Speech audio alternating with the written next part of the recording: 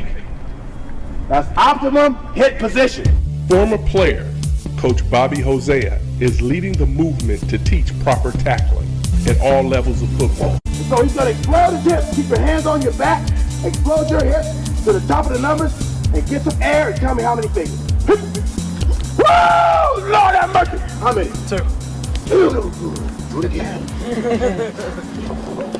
Where does his head go, Coach? Did he go to the side? Did he go down? Did he go to the side? It went up. How many years you want to play in the NFL? 15. He wants to play 15 years. Where's your head going to go with every tackle? He said up. Amen. Are you ready? Yeah. Say it like I'm going to say it with some enthusiasm and intensity. Okay. Hard work. Good work. Feels good. It's good. Smart plus tough equals what? Win. You play smart, you play tough, you do what? Win. Gotta bring something to get some. Who wants some? Me. Dirty, sweaty, tired, and sore? I'm loving it. What's it gonna take? All I got. What do we need? All I got. What you gonna give? All I got. Knock it loose on me. Knock it loose on 3. 1, 2, 3. Knock it loose. All right, let's get the water. Football season is starting for young players across Southern California. Parents and coaches are looking for ways to prevent concussions. CBS 2's Rick Garcia shows us a local tackling camp which teaches kids a 12-step safety technique. He sounds like a drill sergeant, Don't drop your head. barking out commands. Guys, right foot and hold. Watch these two guys. Wings.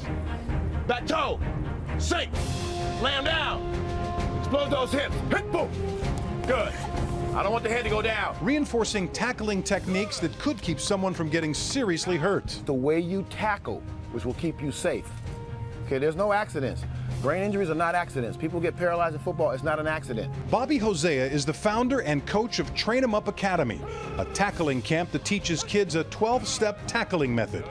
The one-time UCLA defensive back who played professionally in Canada and the U.S. Football League created his tackling program back in 1997. In 2011, a study was done on his method. There was a scientific research study done on my tackling technique. It showed a 43% reduction in helmet first impact. That was 100% of the crown. That's where all the problems are.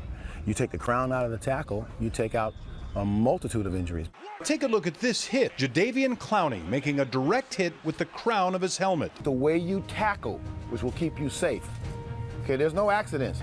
Brain injuries are not accidents. People get paralyzed in football. It's not an accident. Here's why these tackling camps are so important. No helmet can protect you from brain, neck, or spinal cord injury. It's how you play. It is that focus on safety that drew some 150 people to the LA 84 Foundation and a special youth sports conference on football head trauma. And should children even be playing tackle football? We're in our third crisis now, and it's the concussion crisis. And I hope we can kind of understand a little bit about what's going on with this injury. Dr. Robert Cantu is one of the foremost authorities on traumatic brain injury and has authored over 379 scientific publications and written some 32 books, including Concussions and Our Kids. He clearly understands the danger of blows to the head, especially to kids. Bobby's here, and I love what he's done with the tackling for youngsters. Technique is a huge thing, if taught properly, can avoid a lot of unnecessary head trauma. Much of it happens with poor technique. Our role, or my role as medical director at USA Football, is to hopefully promote a better, safer game. And as we've implemented the Heads Up Football Tackling program, which is fit just along with Bobby's program, which I think is awesome. More inventive things like Bobby has done, that's what we need, I believe. We just can't be doing it with live bodies. The price is too high to pay. The trauma team came out and explained to me what was going on. Said that he had broken his neck. Before the game even started, I was with my girlfriend at the time. I just had this weird feeling that something was going to happen. She was really good to me. Like the first few months this happened, but I guess she got kind of bored and she just didn't want to be confined. We just went our separate ways. There are several people's lives that were affected by that one play. When I was in ICU, I flatlined twice. We almost lost Chris on 3 separate occasions. I went to rehab in Dallas, and I spent 6 months in a rehab facility away from home. I'd had feeding tubes in my stomach, that they would have to feed me through until I relearned how to swallow. I think about the children that are paralyzed, these little boys, and I think about their parents. And I can only imagine the first thought is, I can't die now. I can't die now. Because who's going to look out for him if I'm gone? That's what we're talking about. So every time you go into a pile with your head down, you're really playing Russian roulette with your life, with your health, with your well-being. Every time. Football is not violent. Football is physical. It's only violent when you use your helmet as a weapon.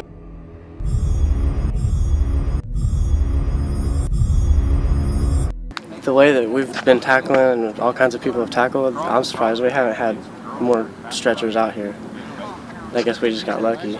We've been getting lucky. There's time to have a standardized tackling progression all across the board. Right now, tackling is a Heinz 57 approach. Whatever your grandfather taught your dad, that's what he taught you, so that's what you're teaching them. But we know now that's antiquated. There's things that are dangerous. So number one is educate the coaches.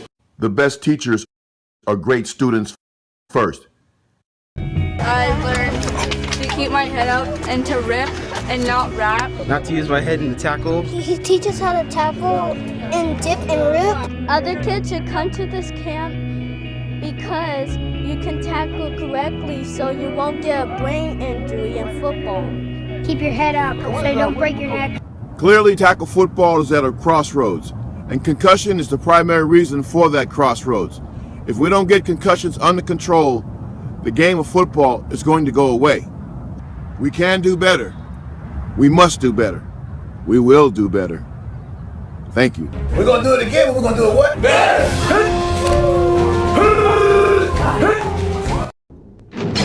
And coming soon, my helmet-free tackle safety and performance training course to educate parents, players, and coaches on how to play safe, effective tackle football and reduce the risk of concussions, neck, and spinal cord injuries. To save our game, one player at a time.